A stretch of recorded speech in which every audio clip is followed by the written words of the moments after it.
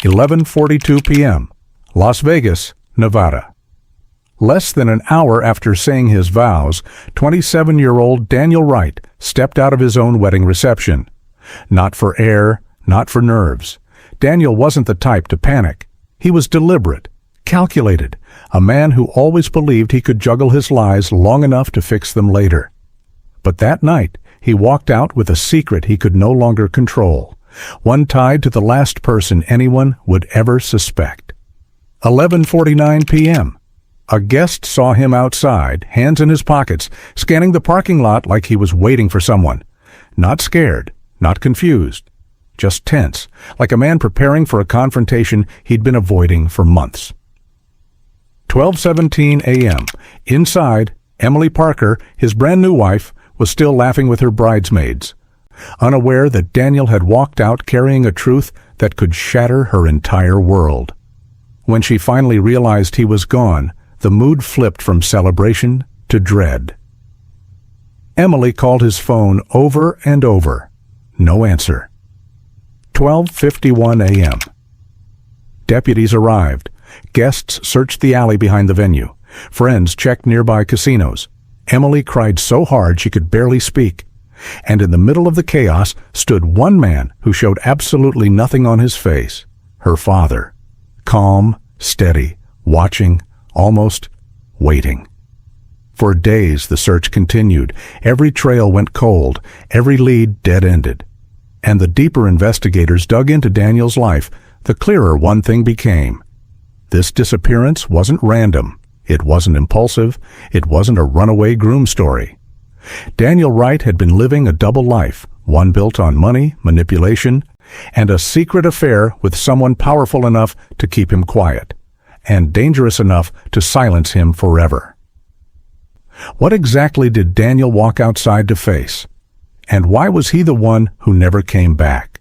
Welcome back to True Crime Retold, where we uncover cases that test everything you think you know about human nature. If you find our deep dives as gripping as we do, please take a second to hit like, subscribe, and turn on the notification bell so you never miss a new case. Now, let's get into it. The night should have ended with laughter, music, and a honeymoon flight to Cancun. Instead, it ended with a bride in a torn wedding dress, mascara running down her face, and deputies combing through dirt behind a Las Vegas chapel. It started beautifully, almost annoyingly perfect. Emily Parker's wedding was supposed to be small, simple, but her family didn't do simple. Even in Las Vegas, miles away from their Texas community, the Parkers turned the after-party into a Texas-style celebration. There were country songs blasting through rented speakers, tables overflowing with food, floral arrangements dripping off every corner of the ballroom, and guests drinking, dancing, shouting, celebrating. The kind of wedding night people remembered for its energy. Except no one would remember the music, just the moment everything froze. Around 11:42 p.m., someone noticed Daniel Wright wasn't at the reception anymore. At first, nothing felt wrong. People step out at weddings. They take calls, clear their heads, fix their tie. Emily simply thought he was overwhelmed. It had been a chaotic day. Photos, vows, family pressure, non-stop talking. She assumed he needed air, especially because Daniel wasn't a crowd person. He had never been. But 10 minutes passed, then 20, then 40, and with every minute, Emily's smile fell apart. By midnight, the music had been turned down. Guests whispered, glancing around the room, searching doorways, checking bathrooms. Someone kept saying, "He'll walk in any second," but their voices didn't match their words. The first person Emily approached wasn't a deputy. It was her father. Rob Parker stood near the back of the room, sleeves rolled up, jacket off, looking like a man who had everything under control. He placed a steady hand on her shoulder, told her to breathe, told her Daniel probably needed time. It didn't calm her, not even a little. Minutes later, Emily's shaking hands dialed hotel security. That call led to another, and then another, until 12:31 a.m. when Las Vegas Metro Police arrived at the chapel. The moment deputies stepped inside, the reception changed. Chairs scraped, whispers intensified, the air grew thick. A bride crying on her wedding night wasn't something anyone knew how to process. One deputy took Emily aside, another headed toward the parking lot. A third pulled the groom's mother aside for questions. Daniel hadn't taken his wallet. He hadn't taken his room key. He hadn't told anyone where he was going. All he said to Emily just an hour earlier was, "I just need some air." A simple sentence that meant nothing at the time.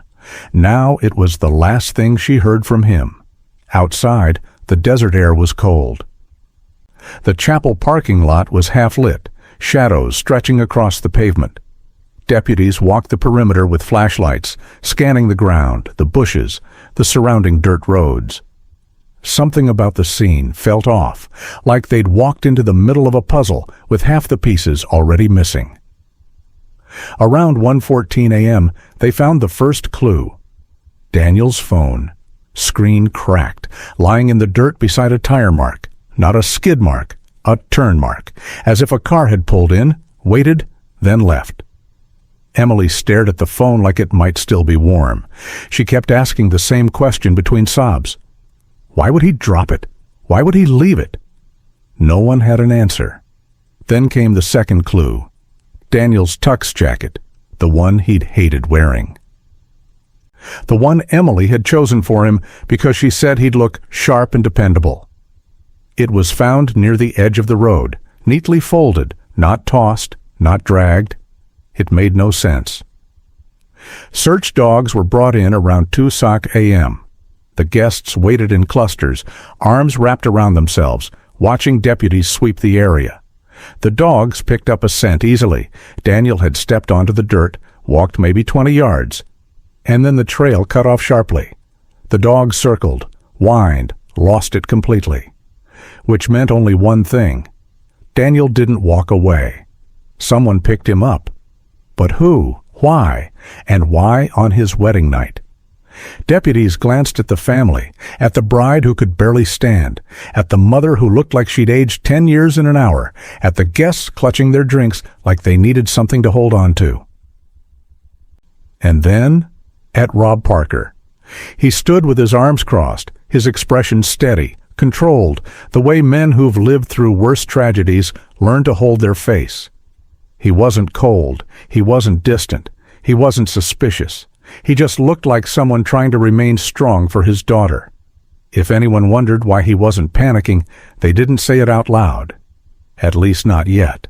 The early clues meant nothing on their own. A dropped phone, a jacket, tire marks on desert dirt, a missing groom, a devastated bride.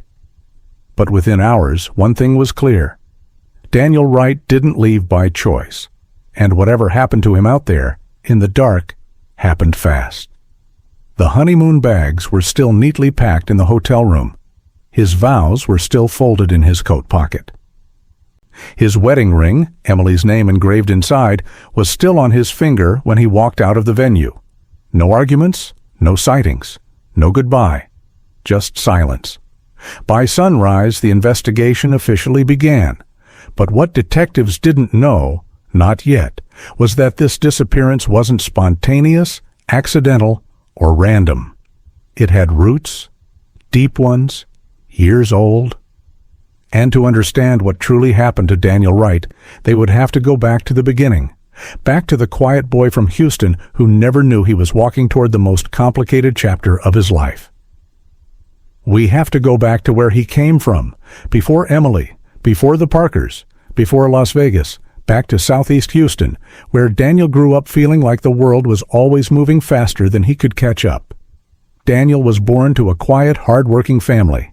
His mother, Sharon, spent most of her adult life in scrubs, working overnight nursing shifts that left her exhausted but determined.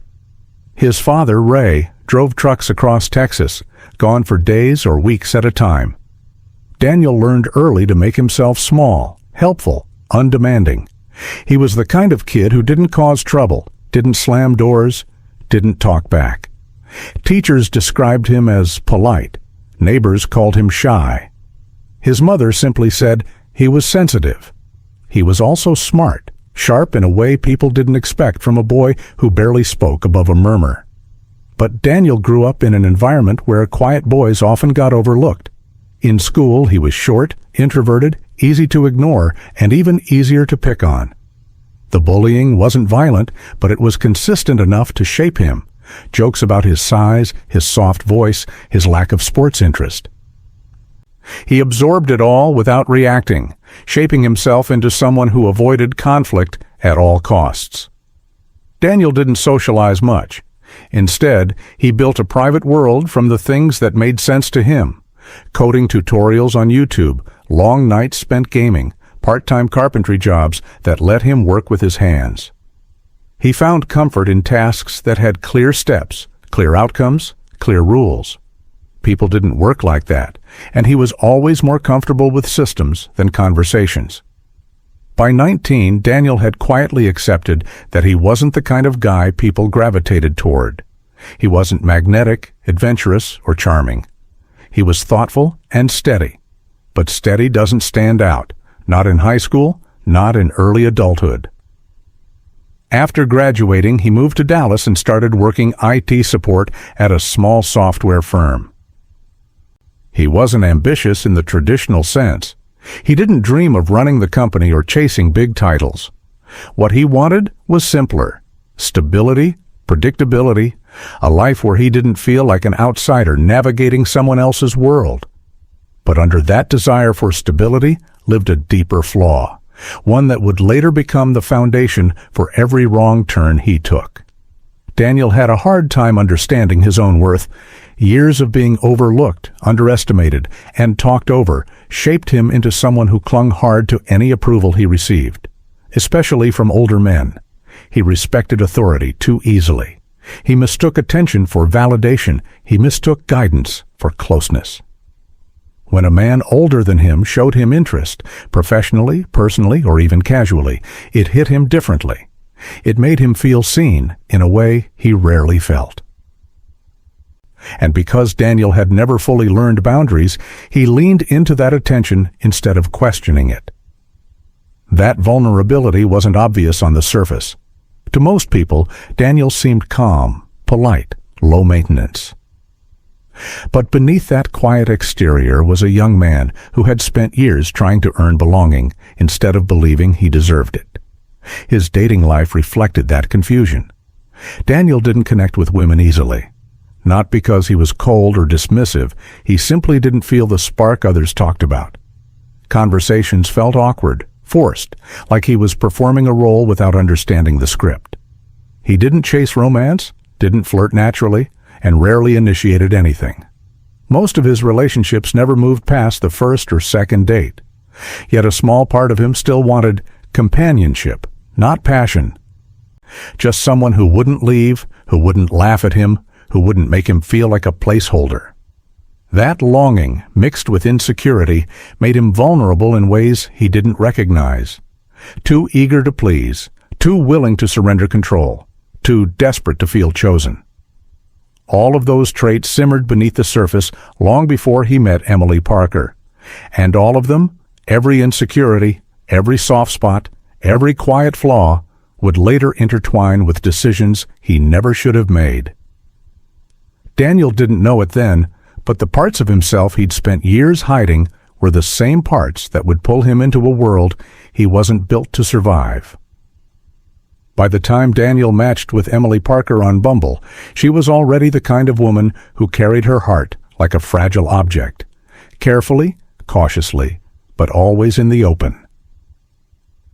Her problems didn't come from coldness or indifference. They came from the fact that she loved deeply, immediately, and with a kind of hopeful eagerness that made her easy to hurt. Emily was born in Austin, but she grew up in Pearland, a suburb that lived between convenience and comfort. The Parker family home was the kind you drove past and assumed everyone inside was happy. Large windows, a manicured lawn, a porch light that stayed on no matter how late someone came home. Her mother ran the household with warmth, Her father provided more than enough financially. Emily grew up with stability in every tradition: Christmas dinners, summer vacations, Sunday chores, yearly family photos. Everything looked perfect. But emotionally, Emily always felt like she was chasing closeness rather than receiving it. Her mother adored her, but was busy. Her father loved her, but was firm, reserved, the kind of man who loved through actions rather than affection. For years, Emily mistook his distance for disappointment. She always wanted a little more softness, a little more reassurance, especially from him. She wanted to feel seen, wanted, valued. But Rob was not a man who verbalized feelings. Emily grew into adulthood craving what she never received consistently: emotional security. Her early relationships didn't help. Her first serious boyfriend, a boy she dated at 19, cheated on her with someone he met at a college party. She forgave him, tried to hold on, tried to fix what she didn't break, until the relationship collapsed under the weight of dishonesty. 2 years later, another boyfriend betrayed her again. This time with an ex he claimed he was completely over. Emily found messages one night while he was asleep beside her.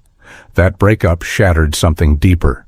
She never told her father about that one. She knew he'd tell her to move on instead of acknowledging the pain.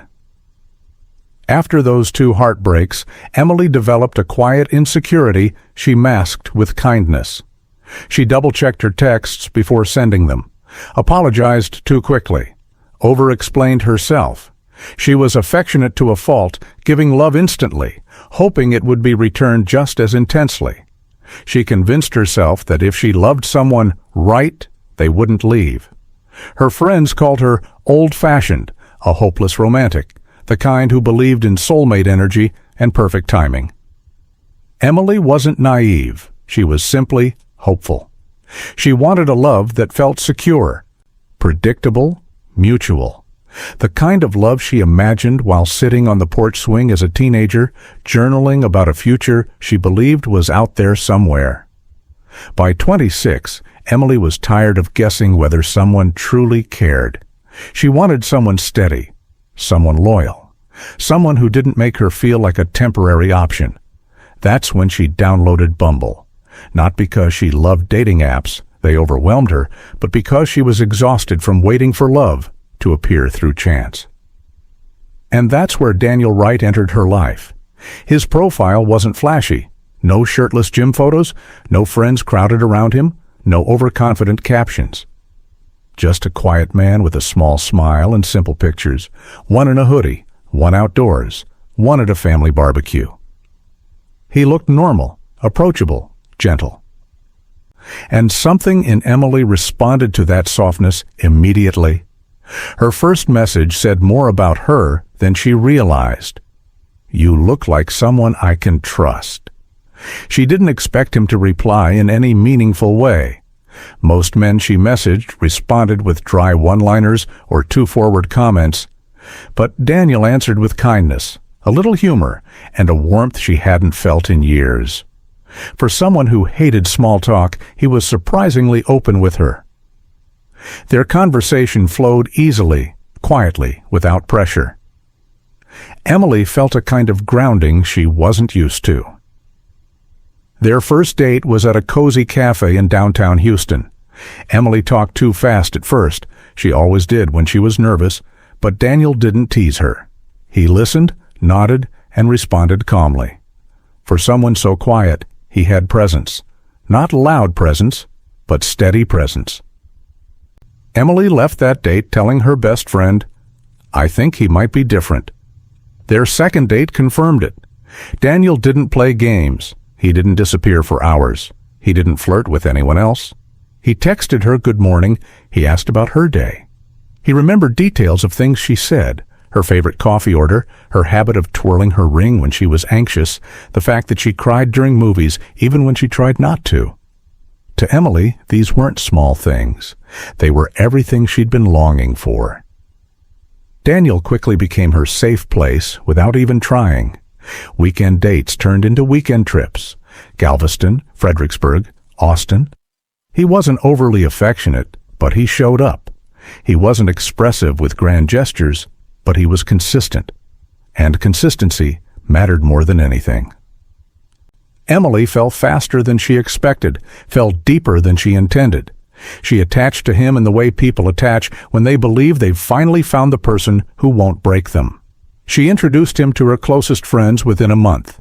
They liked him instantly, not because he impressed them, but because he was quiet and respectful.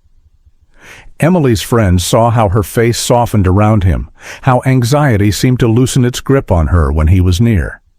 Emily started imagining a future sooner than she should have. Holidays together, anniversaries, proposals, a home of their own. In Emily's mind, Daniel wasn't just a boyfriend.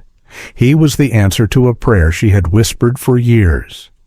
But for all the comfort she felt, Emily didn't notice the parts Daniel kept locked away. She didn't see the layers he hid, the insecurities he masked, the dependence he formed, the quiet internal battles she didn't know to look for. She didn't see the way he needed her approval or how her affection filled voids he'd carried since childhood. And she definitely didn't see how introducing him to her family, especially her father, would become the turning point neither of them could undo. If you want to understand how everything eventually spiraled, you have to understand the man at the center of Emily's world long before Daniel ever showed up.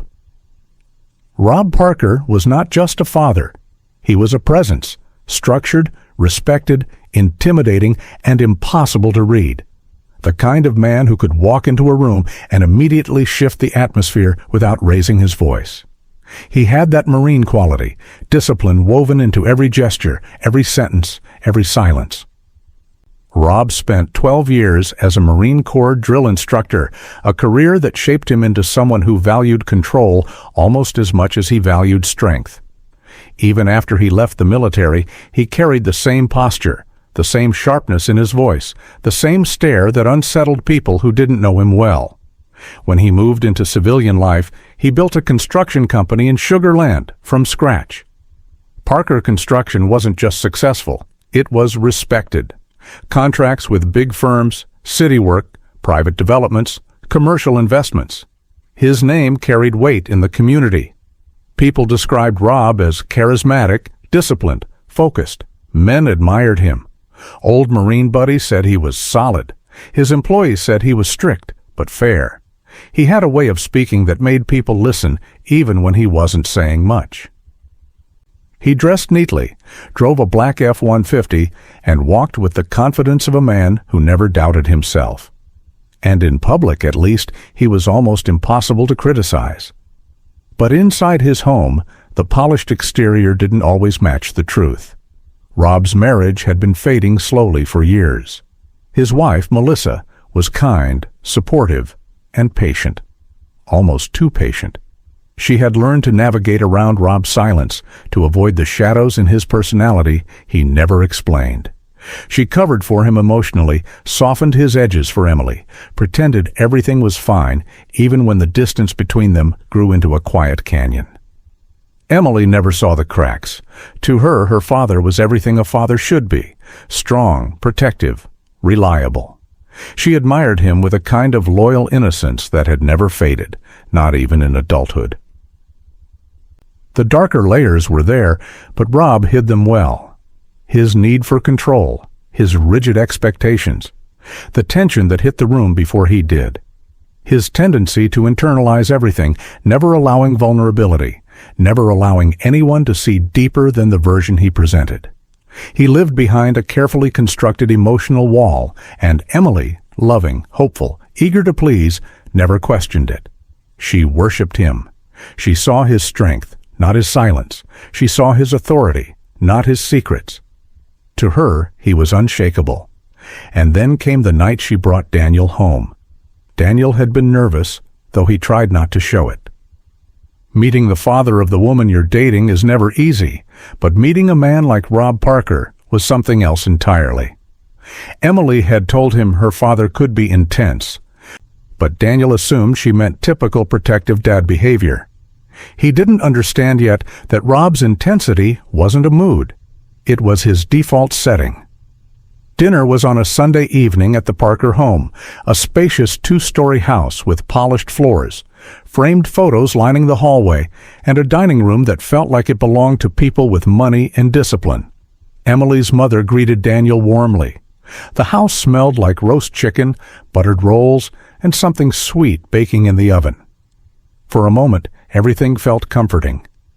And then Rob walked in. He entered the room with the quiet authority of someone who didn't need to announce himself. His handshake was firm, too firm, and his eye contact held just a beat longer than Daniel expected. Not aggressive, not threatening, but calculating. Like he was assessing every detail of the man standing in front of him. "Daniel," Rob said, voice low, steady. "Heard a lot about you." Daniel smiled politely. "Thank you, sir. It's nice to meet you." Rob didn't respond with a smile. He nodded, slow and deliberate, before taking his seat at the head of the table. At first, the evening was fine. Melissa carried the conversation. Emily tried to ease the tension. Daniel answered questions politely, even when they grew personal. But Rob's presence filled every silence. He watched Daniel the way people watch a puzzle they aren't sure how to solve. "What do you do again?" Rob asked, even though Emily had told him twice. "IT support," Daniel said, "at a software company in Dallas." "Stable career?" Rob pressed. "Yes, sir." That lasted too long. Then came more questions. Not rude, but targeted, focused. Too many for a first dinner. "How long have you lived in Dallas?" "What's your 5-year plan?" "Your family close?" "You handle pressure well?" Daniel answered every question politely, but the longer the dinner went on, the more out of place he felt. He wasn't used to men like Rob, men who projected strength and expected the world to align around them. With every question, Daniel felt exposed, like every part of him was being weighed quietly, privately. Emily didn't notice the shift. She laughed, chatted, tried to make everyone comfortable. She had no idea her father's line of questioning wasn't casual. She had lived with Rob's intensity her entire life. She didn't see it the way strangers did. Daniel wasn't a stranger, but he wasn't family either. Not yet. At one point, when Daniel excused himself to wash his hands, Rob watched him walk down the hallway. No emotion, no smile. Just a long, thoughtful stare that Daniel felt even from behind. When Daniel returned, the atmosphere felt slightly different. Not hostile, just charged. Like something unspoken had entered the room. The conversation continued, but Daniel sensed that Rob had already made some kind of internal calculation about him. He didn't know what it was. He didn't know he should fear it, but he felt it. That subtle, invisible shift. The dinner ended politely. Rob shook Daniel's hand again, firm enough to make him tense. Emily hugged him, thrilled the dinner went perfectly. Her mother thanked him for coming. Rob stood in the doorway, expression unreadable, as Daniel walked to his car. Nothing dramatic had happened. No arguments, no warnings. No suspicion, just a quiet dinner that left Daniel feeling like he'd been scanned, analyzed, and filed away in a place he couldn't see. He didn't know it yet, but the night he met Rob Parker was the night the ground beneath his life began to tilt. Slowly, quietly, almost imperceptibly. The shift wasn't loud, it wasn't sharp, it wasn't visible to Emily at all. But it started there, at that table, under warm lights and polite questions. And it would only grow from that point on. It didn't start with desire. It didn't start with seduction. It didn't even start with anything that looked like a secret. It began with something much quieter. Stress, vulnerability, and a conversation that should have ended differently. It was 2 months after that first dinner when Daniel found himself standing in the Parker backyard during a Sunday barbecue. Emily had invited him, thrilled that her boyfriend was becoming part of the family. She was inside helping her mother with vegetables, completely unaware that outside, under the shade of the pecan tree, the axis of her future was starting to tilt. Daniel had stepped outside to breathe. He wasn't a smoker, not really. But stress made him fall back into old habits. He thought nobody would notice. But Rob Parker always noticed everything. "You smoke?" Rob's voice came from behind him, low and calm. Daniel jumped slightly. "Sorry, sir, just long week." Rob waved off the apology like it didn't matter. "Relax, son. I'm not your drill instructor. Everyone needs something to take the edge off." He took the lighter from Daniel's hand, flicked it once, then handed it back. A small gesture. But Daniel felt it, Rob's presence filling the space between them. For a moment, Rob didn't say anything. He just looked out over the fence, as if weighing which part of himself to reveal. "You remind me of myself when I was your age," Rob finally said. "Quiet, real quiet, trying to be the strong one." Daniel forced a small smile. "Just trying to make a good impression?" "You already did," Rob murmured. "Emily likes you. That says something." Then he added, too softly, too intentionally, "And I understand you." Daniel didn't know what to say. Those words landed deeper than Rob probably realized, or maybe he knew exactly what he was doing. Daniel had spent most of his life being misunderstood, overlooked, or judged. To hear an older man, someone powerful, impressive, respected, say he understood him, it hit a place Daniel didn't even realize was open. That moment became the first crack. From that day on, Rob began paying more attention to him. Not in ways that Emily noticed, she was blinded by her excitement about her relationship, but in ways Daniel definitely felt. A lingering glance, a question asked too personally. A hand on his shoulder that stayed a second too long. Nothing concrete, nothing you could point to and call inappropriate. But the line between them was shifting, even if Daniel didn't see it yet. Rob started texting him occasionally, nothing alarming at first. "Doing okay at work? Need advice on pressure? You're welcome to come by any time." Daniel saw Rob as a father figure he never had. He admired him. He listened when Rob talked about discipline, about being a man, about expectations. And the more Rob learned about Daniel's insecurities, the more targeted his guidance became. Emily thought her father was simply warming up to the man she loved. She was thrilled. She encouraged it. She never questioned why Daniel's phone lit up with her father's name late at night. Then came the fishing trip. "Just us guys," Rob insisted. "Good way to bond." Daniel hesitated, but Emily pushed him. "Go," she said. "My dad really likes you. That's huge." So Daniel went. The trip started innocent. Beer, fishing rods, the kind of freedom men enjoy when they're away from the noise of their lives. But as the evening settled, the air between them changed. They sat on the tailgate of Rob's truck near a quiet lake, the sun dipping below the horizon. Rob talked about the Marines, about battles he had fought that didn't involve guns, about his father, about loneliness, about expectations.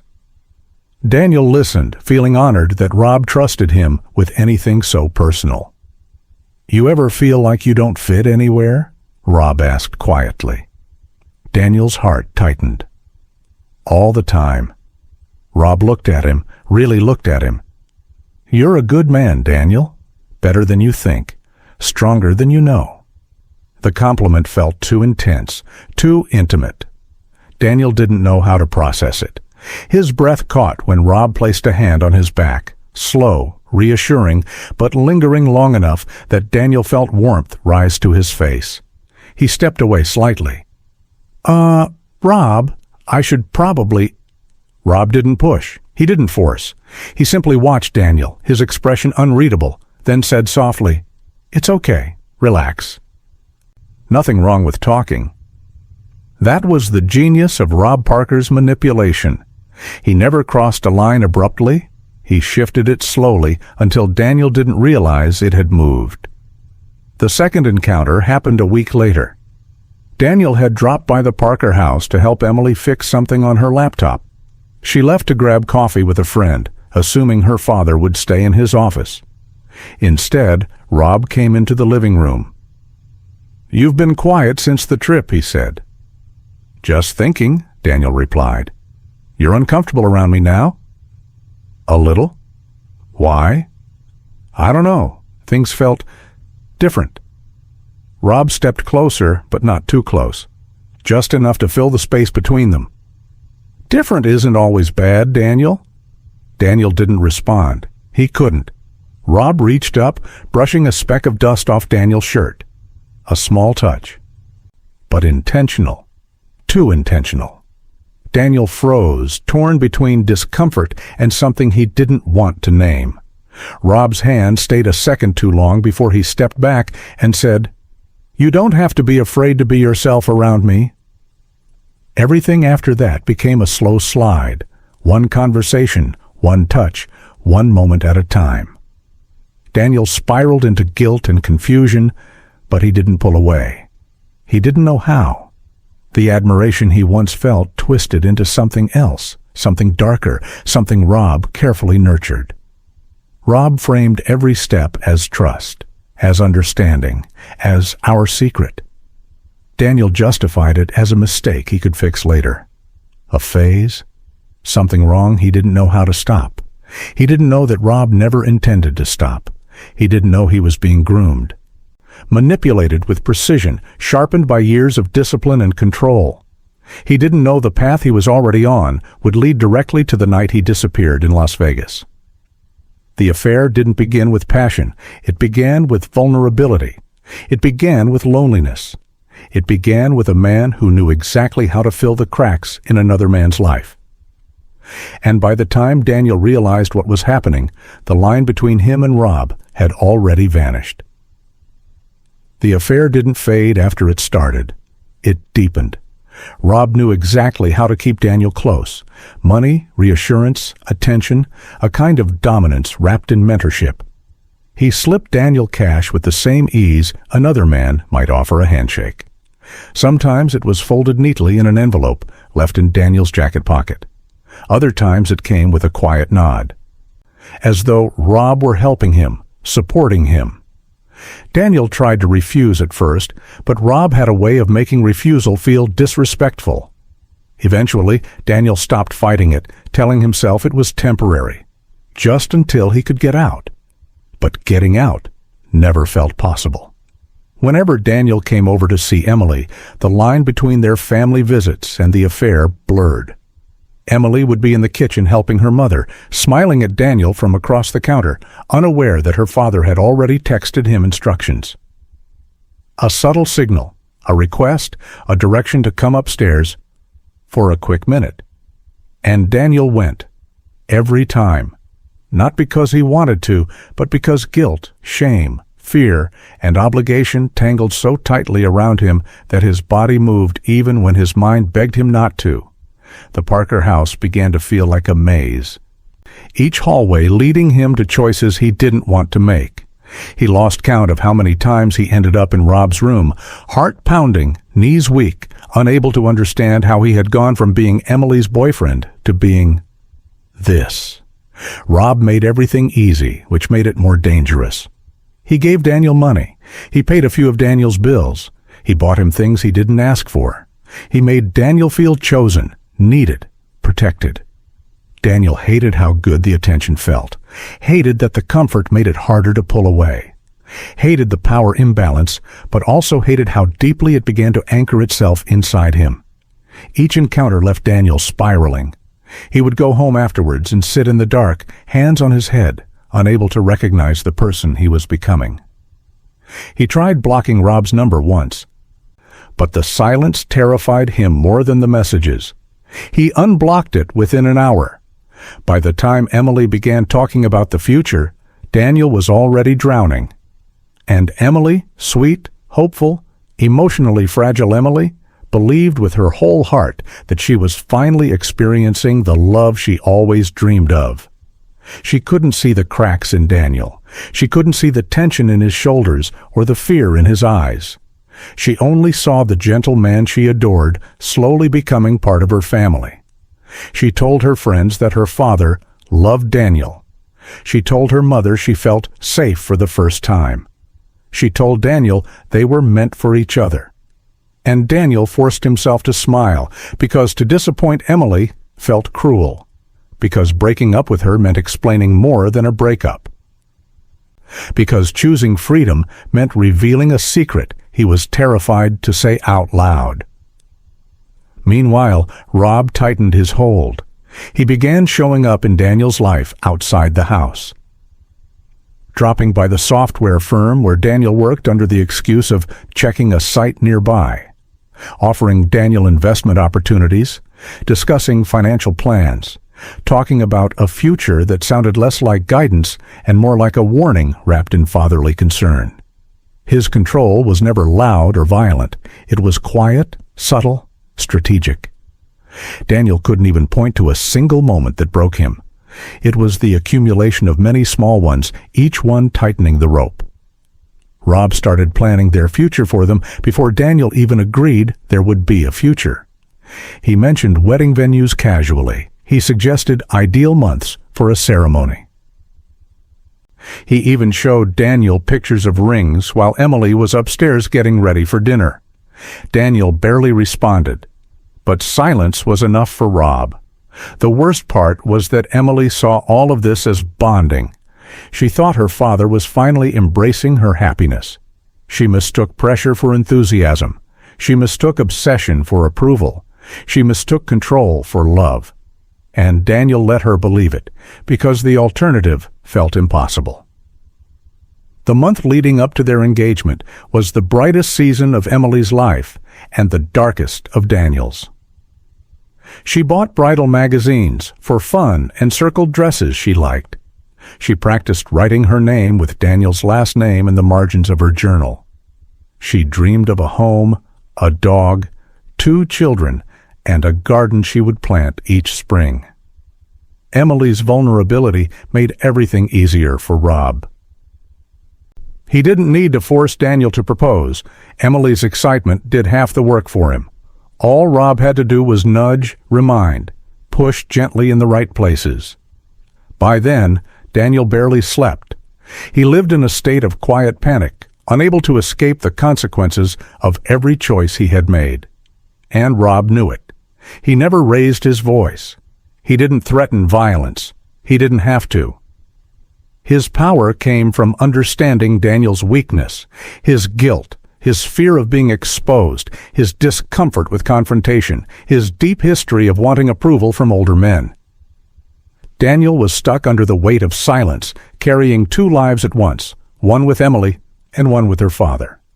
And Rob used that silence like a tool. He didn't say obvious threats. He said things that sat heavy in Daniel's chest. You're good for Emily. She's building her life around you.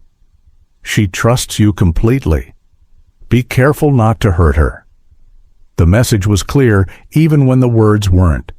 Emily began telling everyone she felt a proposal coming. She said it with pride. She said it with joy. She said it with a glow Daniel didn't deserve, but didn't know how to protect her from. And so, with every part of him breaking, Daniel bought a ring. He planned the proposal carefully, because Emily deserved perfect. He took her to a lakeside spot in Austin, the one she said felt like a place made for beginnings. The sky was streaked with orange and purple. The wind was soft. Emily believed it was the happiest night of her life. Daniel's voice shook as he asked her. Emily cried before he finished. Her yes was so full of hope it hurt. Photos were taken, calls were made, joy spread like wildfire, and somewhere behind them, watching from a distance with an expression Emily couldn't decipher, Rob stood quietly. Not smiling, not emotional, just satisfied. Emily believed her future was beginning. Daniel realized his escape had evaporated. And Rob knew exactly what he had secured. The Vegas idea was Emily's dream, but Rob made it real. When she first mentioned it, it was half joke, half fantasy. A little Pinterest board, a few saved TikToks of couples getting married under neon lights and glittering chandeliers. She showed Daniel laughing, saying, "Can you imagine? Us in Vegas?" She expected him to smile and move on. Instead, a week later, Rob brought it up over dinner. He called it a destination moment, something his only daughter deserved, something that would give her a story to tell for the rest of her life. He pulled out numbers, talked about packages, chapel options, hotel suites. Emily's mother worried it would be a lot. Rob waved her off. "Let me handle it. She only gets married once." He booked a strip hotel with views of the lights, a chapel that offered a modern twist on the Vegas cliché, and a rooftop reception space they could decorate with soft lights and Texas touches, BBQ appetizers, country music mixed with pop, boots under formal dresses. He covered most of the bill: flights, hotel blocks, the venue deposit. He made sure everyone knew it too, but in a way that sounded generous, not boastful. Emily cried when she saw the confirmations. She hugged her father, then Daniel, overwhelmed by how loved she felt. For her, Vegas became proof that everything was finally lining up. For Daniel, it became a countdown. The closer they got to the wedding, the less he slept. The more Rob paid for, the more trapped Daniel felt. Every expense felt like another chain: the hotel suites, the dinner reservations, the limo transfers. Rob wasn't just paying for a wedding. He was investing in control. And behind all the laughter, behind cake tastings and dress fittings, the secret still simmered. The affair didn't stop because the wedding was approaching. It became more sporadic, more tense, more dangerous. When the families flew into Las Vegas, it should have felt like celebration. Emily's side arrived in clusters: cousins from Austin, an aunt from San Antonio, college friends from Dallas. They checked in, took selfies in the lobby, screamed when they saw the strip lit up like a permanent sunrise. Emily's mother fussed over the schedule. Her bridesmaids were obsessed with makeup and hair trials. Everyone around her treated the weekend like a fairy tale. Daniel moved through it like a ghost. He played his role, carrying luggage, helping Emily's mom, thanking Rob for everything. He smiled for photos. He laughed when he was supposed to. But Rob watched him closely. Too closely. The night before the wedding, the rehearsal dinner was held in a private room at a restaurant overlooking the strip. Long tables, candles, champagne glasses clinking, toasts from friends. Emily's best friend talked about how Emily used to cry on her couch after being cheated on, and how she'd finally found a good man. A safe man. Emily wiped tears, squeezing Daniel's hand, not noticing that his went cold. Rob gave a short speech too, one that sounded warm on the surface. He talked about watching his daughter grow up, about how he'd always wondered who would be good enough for her, about how, surprisingly, this quiet, unassuming guy from Houston had earned his respect. Everyone clapped. Emily leaned her head on Daniel's shoulder, full of gratitude. Daniel wanted to be sick. After dinner, the group drifted off, some to the casino, some to bed, some to explore the city. Emily's bridesmaids dragged her away for one last pre-wedding girls' night. She kissed Daniel quickly, told him she loved him, and disappeared in a swirl of perfume and laughter. Daniel should have gone back to his room. Instead, Rob texted him, "Meet me at the parking level." 5 minutes. Daniel stared at the screen in his palm, heart dropping. He thought about ignoring it. Just this once. Just walk away, lock the door, turn off his phone. But the thought came just as quickly. If he made Rob angry now, on the night before the wedding, what would he do?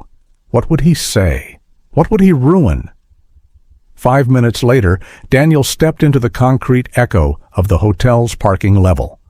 The strip lights glowed in the distance, but down here, everything felt colder, harsher. Rob was already there, leaning casually against a rental SUV. No suit jacket, sleeves rolled up, wedding tie loosened. He looked like any other father of the bride taking a quiet break. His eyes told a different story. For a while there was no shouting, no big confrontation, just a heavy silence between them. The tension had been building for months, and Daniel was the one who finally broke. His voice was low, tired. "I can't keep doing this." Rob didn't look surprised. Doing what? This, any of this. You, the wedding, the lies, all of it? Rob studied him, a long, measured stare. "The wedding is tomorrow. You're going to marry my daughter." "I don't know if I can." The words came out before Daniel could stop them. They hung in the air, fragile and dangerous.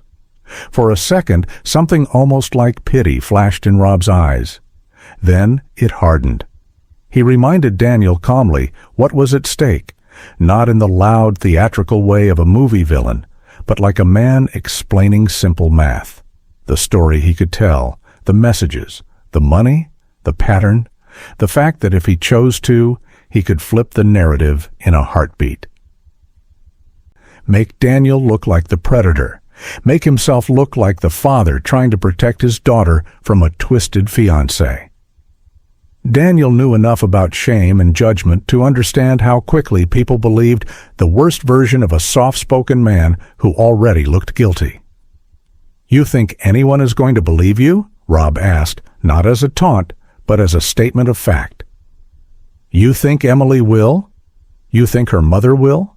You think your job survives that conversation?" The words weren't shouted. They didn't need to be. They landed like stones in Daniel's stomach. Rob stepped closer, lowering his voice. He talked about the money he'd given Daniel, the doors he'd opened, the opportunities he'd provided. He talked about the life Daniel was about to marry into. Security, stability, power by association. He framed it like a deal. Go through with the wedding, keep your mouth shut, keep your life intact. Back out, and everything unravels. Daniel wanted to say some brave, clean sentence like, "I don't care," or "I'll tell the truth." But the words died in his throat. He thought about his mother back in Houston, proud that her son was marrying up. He thought about losing his job if accusations started flying, about being labeled something he wasn't, about the internet, about gossip, about the way one story can follow you forever. More than anything, he thought about Emily, standing in her hotel room, probably practicing saying her new last name in the mirror. She had built her whole heart around tomorrow. He was about to rip it apart. The guilt swallowed him whole. Rob watched all of that flicker across Daniel's face. When he finally spoke again, his voice was almost gentle. "You don't want to ruin her life, do you?" It wasn't a question. It was a trap disguised as concern. Daniel left the parking level feeling smaller than he'd ever felt in his life, with the sick understanding that whatever happened next, he had already lost pieces of himself he wasn't getting back. The next morning, Las Vegas did what Las Vegas always does. It put on a show. The chapel was dressed up perfectly, not tacky, not cartoonish, elegant, but still very Vegas. White flowers lined the aisle. Soft lights washed the room in gold. Outside, the strip buzzed with strangers and slot machines. Inside, Emily's world narrowed to a walkway, a dress, and a man waiting at the end of it. Emily's hair was pinned back with pearl pins.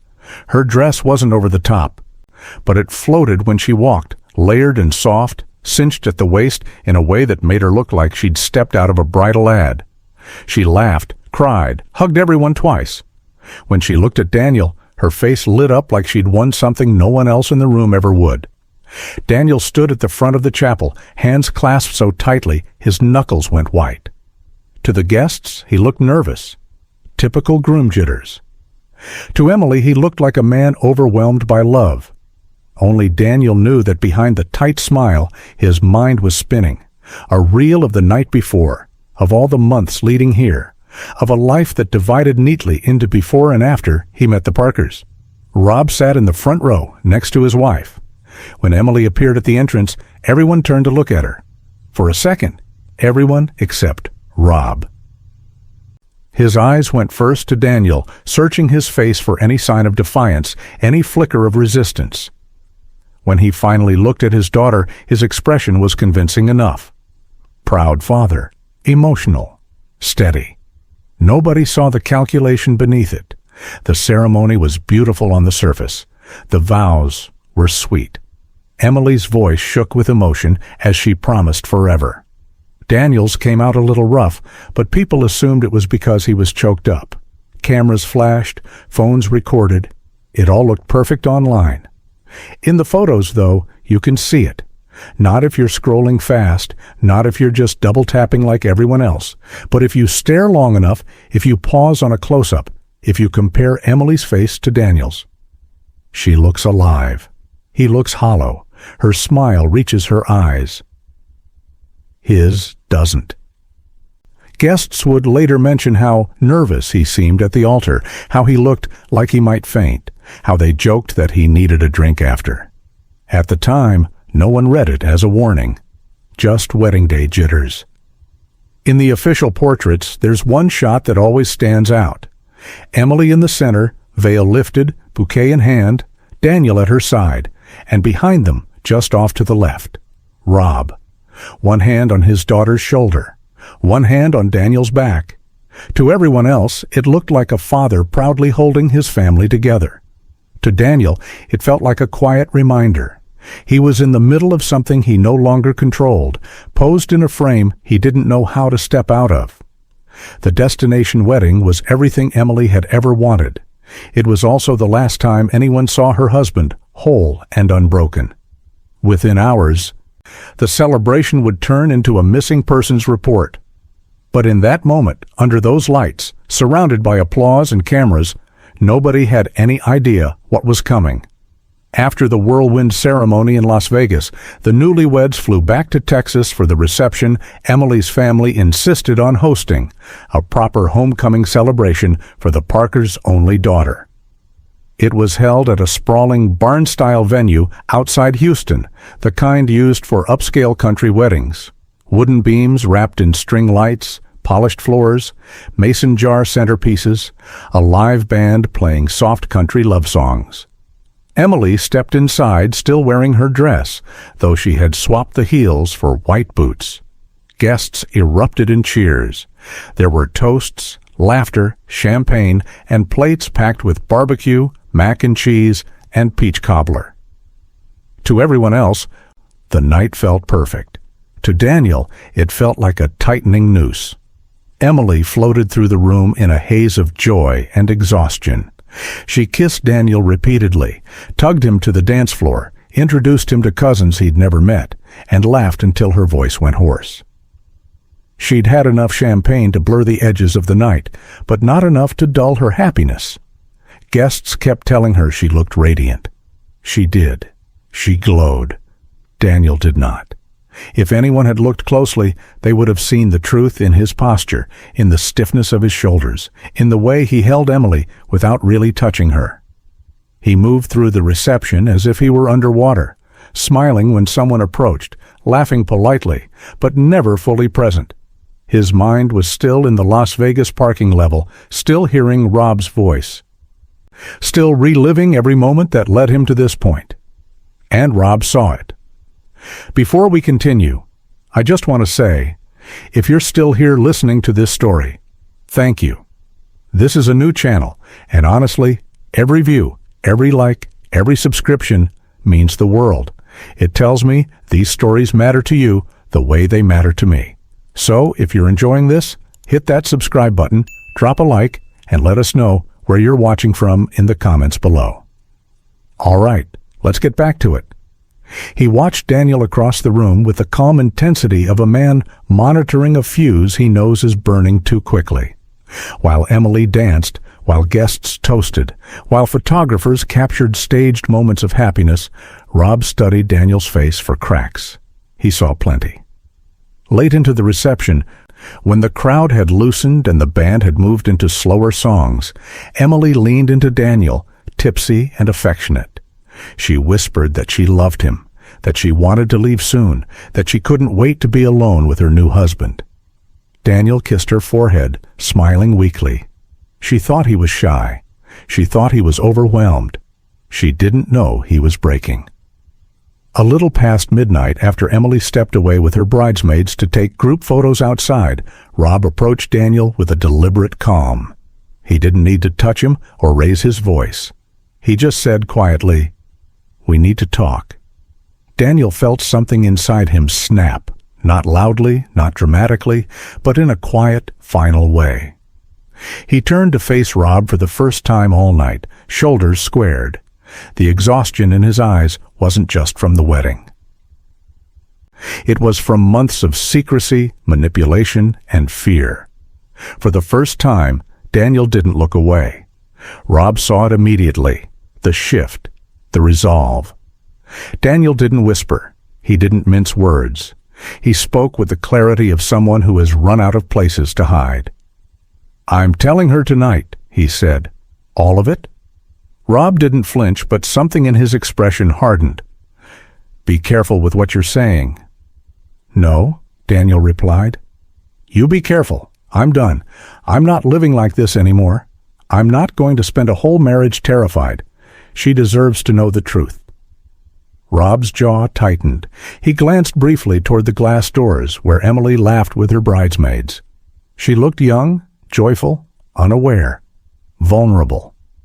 The sight seemed to ignite something dark behind his calm exterior. Daniel kept going. "I don't care what you try to say or do. I'll tell her. I'll tell everyone if I have to." Rob didn't raise his voice. He didn't argue. He just looked at Daniel with a kind of cold calculation that made Daniel's stomach drop. "Let's go outside," Rob said. "We should talk privately." Daniel hesitated, but not long enough.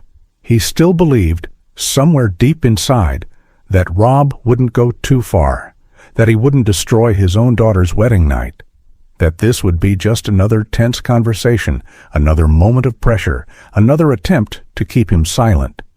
Daniel thought he was walking into a confrontation. He wasn't.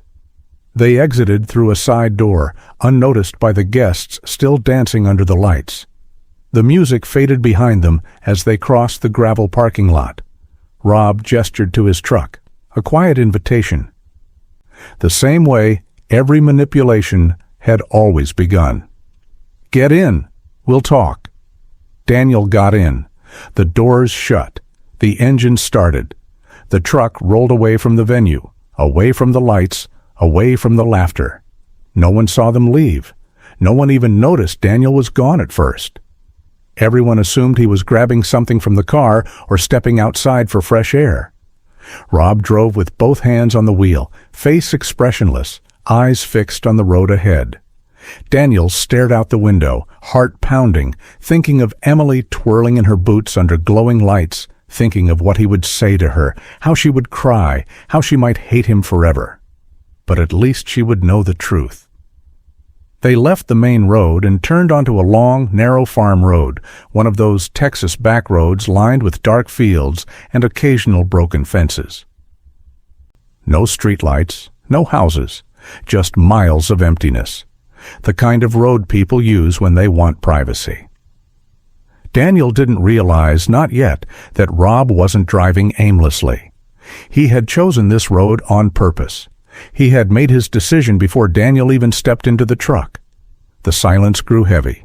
Daniel finally spoke, voice shaking. "You don't need to scare me anymore. I'm not backing down." Rob didn't respond.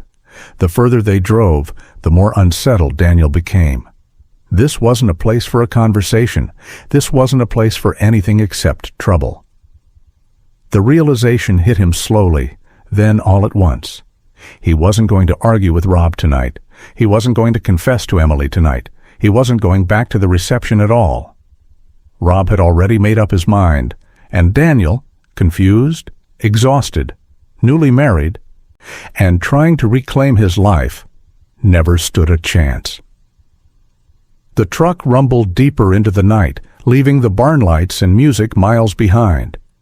By the time Daniel realized they were nowhere near the venue anymore, the road had changed into a rough, narrow path, cutting through the thick outskirts of Sam Houston National Forest. No cars, no lights, only the dark stretch of pines swallowing the road in every direction. Daniel's breath caught. He knew these roads. Everyone in southeast Texas did. Trucks got lost back here. Hunters disappeared back here. Cell service faded to nothing. It was the kind of place where sound didn't carry and missing people didn't get found. And suddenly, the panic he had been suppressing all night crashed hard. This wasn't a conversation. This wasn't an argument. This wasn't a threat. Something was wrong. Deeply wrong. Rob drove with the same calm stillness he had carried all evening, one hand steady on the wheel, the other resting casually on his thigh. Not tense, not emotional. If anything, he looked peaceful, like a man who had finally come to a decision he had been wrestling with for months. The headlights carved two thin lines down the dirt path until he finally slowed the truck and stopped in a small clearing tucked inside the trees. He put the truck in park, turned off the engine. The forest swallowed the sound instantly, leaving a suffocating silence that made Daniel's heartbeat feel too loud. "Why are we here?" Daniel's voice trembled despite his effort to steady it. "We should go back. Emily's going to wonder—" He reached for the door handle. It wouldn't budge. Rob had hit the child lock. Daniel's breathing quickened. "Unlock the door," he whispered, trying not to let the fear show. But fear had already seeped into everything, his voice, his posture, the way his hands shook as he tried the handle again. Rob didn't answer. He didn't move. He just sat there, breathing slowly, controlled, like a soldier settling into a familiar zone. Finally, Rob opened his door and stepped into the darkness without looking back, walking around the truck with calm purpose. Leaves cracked beneath his boots. Daniel's panic spiked. He hit the unlock button repeatedly. Nothing. Rob had control of everything. He always had. The truck doors swung open. Cold night air rushed in, carrying the thick smell of pine, dirt, and something metallic Daniel couldn't place until he saw it. The gun in Rob's hand. Not raised, not pointed. Just held loosely, like a tool. Like something he'd used before. Daniel froze. "No," he whispered. "Rob, please." The older man didn't react to his voice, not with anger, not with regret, just a cold detachment that didn't match the brutality of the moment. This wasn't emotional. This wasn't impulsive. This was execution. The way Rob held the gun, the way he stood, feet planted, shoulders squared, it was muscle memory. A Marine reverting to instinct. Daniel scrambled out of the truck, stumbling backward into leaves and roots, hands lifted in a desperate attempt to reason with a man who no longer saw him as a person. He saw him as a problem, an exposure risk, a future threat, a weak link. "Rob, listen, please. I won't say anything," Daniel blurted out, the words tumbling in panic. "I won't tell Emily. I swear. I swear on my life." But his life was the very thing Rob was here to end. Daniel saw it in his eyes, a kind of empty resolve that felt colder than the barrel of the gun. Rob stepped forward with slow precision, like each movement had been rehearsed. Daniel's back hit a tree. The bark scraped his palms. There was nowhere else to go. His breath came in sharp bursts. He wanted to scream, but the forest swallowed sound whole. No one would hear him. No one would help him. The headlights behind Rob cast a halo around him, turning him into a silhouette, Daniel's last image of the man he once trusted. A split second of silence stretched thin. Rob raised the gun and pulled the trigger. The sound shattered the night. Birds lifted from the trees in a frantic scatter. Daniel's body jerked with the force of the impact, collapsing to the ground with a choked gasp. The pain radiated through his chest in hot waves. He tried to breathe, but it felt like drowning on dry land. His hands clawed weakly at the dirt, at the roots, at anything. Rob didn't look away. He watched Daniel struggle with the same hollow expression, the same military detachment he had worn all night. Daniel's breaths grew shallow, his movements slowed. He was still alive, barely, when Rob holstered the gun and walked back to the truck. He returned moments later with a small shovel already covered in dried dirt, something he kept in the bed of his truck for job sites. Or maybe for nights like this. He didn't look shaken. He didn't look remorseful. He didn't look like a father killing his daughter's husband. He looked like a man completing a task. He dug quickly, efficiently, in a small clearing between the trees.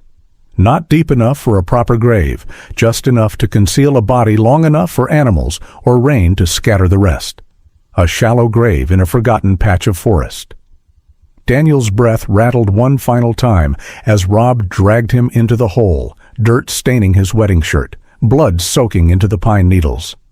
Rob covered him with practiced motions, packing the soil, spreading leaves over the disturbed earth until the clearing looked untouched. A quiet burial for a man who had never felt seen. The forest went still. Rob wiped his hands on his pants, walked back to the truck, picked up Daniel's phone from the seat, smashed it under his boot until the screen splintered into dozens of jagged, glittering pieces. Then he kicked the remains into the underbrush. No device, no signal, no last messages. No trace. Rob got back in the truck and drove out of the forest with the same steady calm he'd had all night. No speeding, no frantic breathing. Just a man heading back to a wedding reception.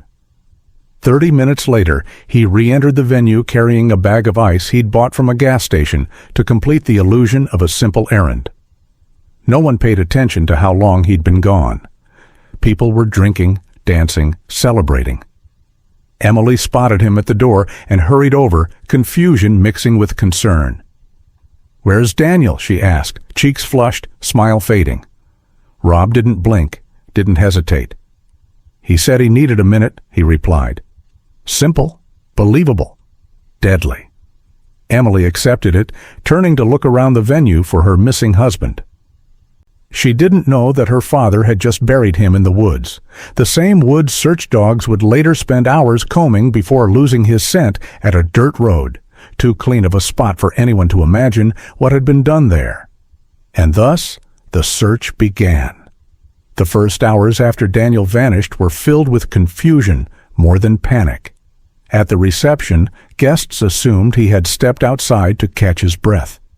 Emily thought he'd gone to the bathroom. Someone joked that maybe the groom had finally hit the wall of exhaustion and needed a quiet minute. Only after 20 minutes passed, then 30, then an hour, did the mood shift from festive to uneasy. Emily walked in circles around the barn, calling his name, holding her dress up to avoid tripping, her boots scraping the floor as she checked corner after corner. Her cheeks were still flushed from dancing, but her eyes had already begun to dim with fear. Deputies arrived before 2 a.m., taking quiet notes while the music shut off and the guests whispered in small groups. Emily could barely answer questions. Her mother rubbed her back. Her father stood near the entrance, directing the search with the same steady authority he carried everywhere. And he was calm, too calm, but no one thought anything of it then. When the sun rose, the official missing person case began. Search dogs were brought in. The venue's surrounding fields were combed. Volunteers fanned out in rows. A helicopter circled twice, scanning with thermal imaging. The deputies asked everyone when they had last seen Daniel. Emily replayed her last moment with him again and again, telling them he said he needed air, he was stressed, he walked outside. That's it. She said it while shivering in her wedding dress, still wearing the same makeup she applied hours earlier in a Las Vegas hotel. Emily's mind wouldn't accept anything except one outcome. He would come back. He had to. Her father stood beside her, arms crossed, jaw firm, directing volunteers to different areas. His calm influenced the entire search. If the father wasn't panicking, most people assumed there was no reason to. It was only Emily who felt something was wrong deep in her bones. Detectives widened the radius on the second day. They searched the ditch by the road, the trees near the property, and the small trail behind the barn. That trail led to a dirt road most guests didn't even know existed. That was when they found the tire marks. 2 wide tracks leading away from the venue toward the forest. At first, the deputies assumed it belonged to any of the many trucks leaving the wedding or the farms around the area. They photographed it, logged it, moved on. It didn't mean anything yet, not until later. Emily tried to help but broke down repeatedly. She was barely eating, barely speaking. Her hair stayed pinned from the wedding, but strands had fallen loose.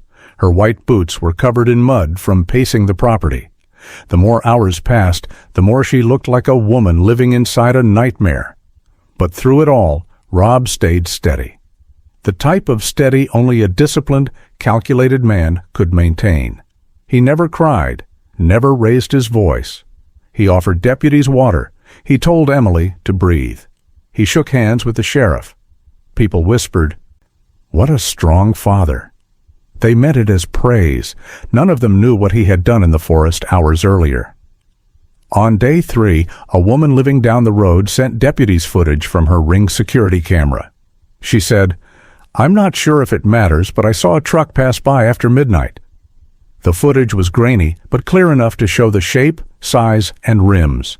An F-250 with custom chrome wheels, a match to Rob's. The timestamp, 12:43 a.m., right after Daniel vanished. Detectives asked Rob about it. He said he had gone to get ice.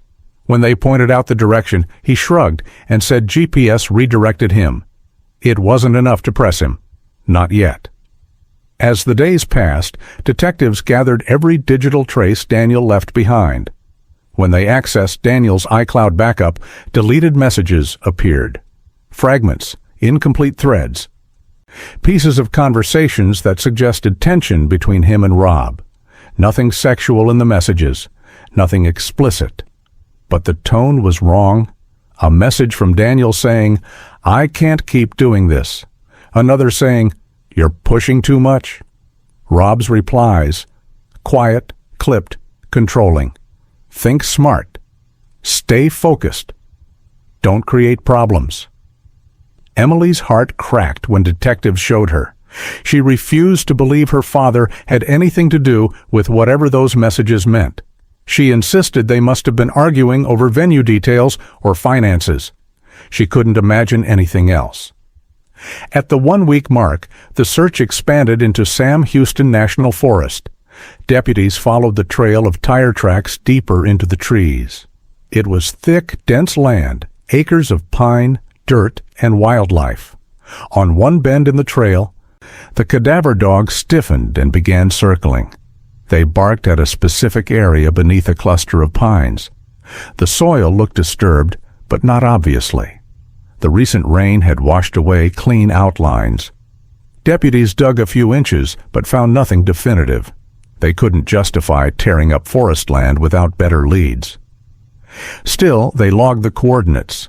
As weeks turned into a month, the story made local headlines. A groom vanishing on his wedding night always drew attention. Emily became the focus. Her heartbreak too raw, too visible. Cameras caught her hugging deputies, holding Daniel's family, clinging to hope and denial at the same time. She didn't sleep. She barely went home. She walked the roadside for hours each day. Meanwhile, Rob kept appearing on camera as the stoic father guiding the search. His calm made him look like a hero, at least to the public. The first real shift happened when forensics analyzed the phone fragments found near the clearing. They belonged to Daniel's model. And the partial fingerprint on the frame did not belong to Daniel. It matched Rob. When asked, Rob explained he handled Daniel's phone earlier that night because Daniel supposedly asked him to check something. It was a lie, but a plausible one. Detectives still didn't have enough for an arrest, but they were watching him closely now. Emily couldn't take living in her family home anymore. She moved to Austin, into a tiny one-bedroom apartment, bringing only her suitcases and wedding photos she couldn't stop staring at. She left her job temporarily. She left her church. She left her mother. She forced distance between herself and the whispers. Everyone had theories. Everyone thought they knew something. She wanted none of it. 2 months passed, then 3. The search slowed, but detectives kept combing the forest periodically. On a muggy August morning, a hiker's dog began digging near the same coordinates deputies had marked early on, the shallow grave Rob thought he hid well. The dog unearthed fabric first, then bone, then a belt buckle Emily's mother later identified. The body was in advanced decomposition, but dental and tattoo records confirmed it within hours. Daniel had been found. When detectives told Emily, she collapsed so violently they had to call paramedics. The autopsy revealed a single gunshot wound to the chest. Close range. Clean. Precise. Military execution. The bullet matched the caliber Rob owned. It was still not enough to convict him, but the pieces were lining up. Detectives confronted Rob. He showed no emotion, not anger, not fear, not sadness. He denied everything. "I did not kill Daniel." He repeated it with the same cadence a Marine gives commands. He maintained the story even when they showed him the ring footage, the tire track analysis, the messages, the fingerprint, the matched soil on his tires, and the burial site. He didn't break. Men who believe they are smarter than everyone else rarely do. They needed one more piece, one irrefutable link. Forensic analysts found it in the truck's internal GPS logs, the kind stored in the truck's computerized module, even when deleted manually. The truck had driven to the exact forest coordinates of the burial site at 1:22 a.m., the night of the wedding. That was the crack they were waiting for. Not suspicion, not theory. Digital proof. Rob was arrested at dawn, calmly, quietly, without a single question. Emily saw it on the news before anyone could warn her. She threw her phone against the wall hard enough to shatter the screen. The trial took 9 months to begin and 4 weeks to unfold. It became a national obsession. Every day the courtroom filled with journalists, true crime podcasters, curious locals, and people who had followed the case since Daniel disappeared. Emily attended only some of the sessions, unable to look at her father for more than a few minutes at a time. She wore black to every appearance, a widow at 25. The prosecution laid everything bare: the deleted messages, the truck logs, the tire tracks, the fingerprints, the behavioral patterns, the timeline, the ballistic comparison. They hinted at motive without fully exposing the affair for Emily's emotional protection and because Daniel's digital trail didn't show explicit proof of the relationship. But the implication was clear. Something deeply personal existed between Daniel and Rob, something Daniel was going to reveal. Rob's defense was weak, built around denial and character witnesses who described him as disciplined, honorable, calm under pressure. That calm worked against him. It made him look like a man with nothing left inside. He never confessed, not once, not even when faced with evidence that pinned him at the burial site.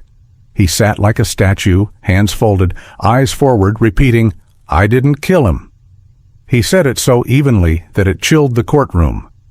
When the guilty verdict was read, Emily quietly cried into her hands. Daniel's mother sobbed loudly enough to echo through the room. Rob stared straight ahead, expression unchanged. He did not look at anyone, not his daughter, not his ex-wife, not the jury. He walked out in cuffs as if being escorted to a routine training exercise. Emily's victim statement came last. Her voice shook as she described the devastation of losing two of the most important men in her life on the same night. How she would never understand how her father could destroy her future for a secret she wasn't even allowed to know. How she would never forgive him. How she would never stop seeing Daniel as he looked on their wedding night, alive, hopeful, hers. She ended with a trembling whisper. "You buried my husband, and you buried the father I thought I had." The courtroom fell silent. Rob didn't blink. He was sentenced to life without parole. To this day, Rob still denies everything. He refuses interviews, refuses appeals, refuses to discuss the night. In prison, he is known as the groom killer. But he never admits guilt, whether out of pride, delusion, punishment, or strategy. No one knows. Emily moved again, changed her number again. She lives quietly, avoiding cameras, avoiding reminders, avoiding the version of her father that still haunts her. Daniel's family remains shattered, grateful for the conviction, but devastated by the magnitude of the betrayal. The case ended in court. But the consequences never ended for the survivors. There are wounds time can cover, but not truly heal. Secrets that rot beneath the surface long after bodies are buried. And a forest in Texas where the trees still stand over the shallow grave where everything finally came undone. In the months after the trial, the world moved on, but the people closest to the tragedy couldn't. Emily left Houston quietly, slipping away without a goodbye. She settled in a small apartment in San Antonio, a place where no one recognized her face from the news, where no one whispered her last name under their breath. She didn't date. She didn't celebrate holidays. She didn't even let herself dream anymore. Most days she kept the curtains half closed and lived in soft, muted silence. She tried therapy, sitting in a circle of strangers with stories far from her own, but every time she tried to speak, her throat closed up. Her grief was too tangled, part husband, part father, part identity. She wasn't ready to untangle any of it. She kept Daniel's ring in a drawer she rarely opened. Some nights she found herself holding it anyway, tracing the metal, remembering the warmth in Daniel's hands that night in Las Vegas. And she always stopped at the same place, wondering whether Daniel ever truly loved her at all, or if she had simply been the collateral damage of secrets she never saw coming. Daniel's family fractured in their own way. His mother visited his grave every Sunday at sunrise, sitting in the same folding chair she kept in her trunk. She brought fresh flowers, wiped the dust from his name, and talked to him as if he were sitting right beside her. His father retired early, unable to focus, unable to pretend life made sense after burying his son. Rob, meanwhile, settled into prison life with the same discipline he had carried through the military. Inmates called him Sergeant. Guards called him Mr. Parker. No one ever called him guilty, because he never admitted it, not once. Not after the verdict, not after the sentencing, not after the appeals were denied. He refused all interviews. He refused Emily's letters. He refused contact with anyone who knew him before that night. He walked the yard with his head high, shoulders back, as if the truth could break anyone but him. Every night he folded his sheets perfectly. Every morning he made his bed with hospital corners. Control was the only thing he had left, and the only thing he refused to let go of. And at the heart of it all lies the question we always return to in cases like this, one impossible to answer fully, yet impossible to ignore. Who failed Emily the most? Daniel, Rob, or the people who ignored the warning signs? If you found this story powerful or thought-provoking, don't forget to like this video and share your thoughts in the comments below. Let us know where you're watching from, your city, your country, your corner of the world. We read them all. Subscribe and turn on notifications so you never miss the next case we uncover. Thank you for watching.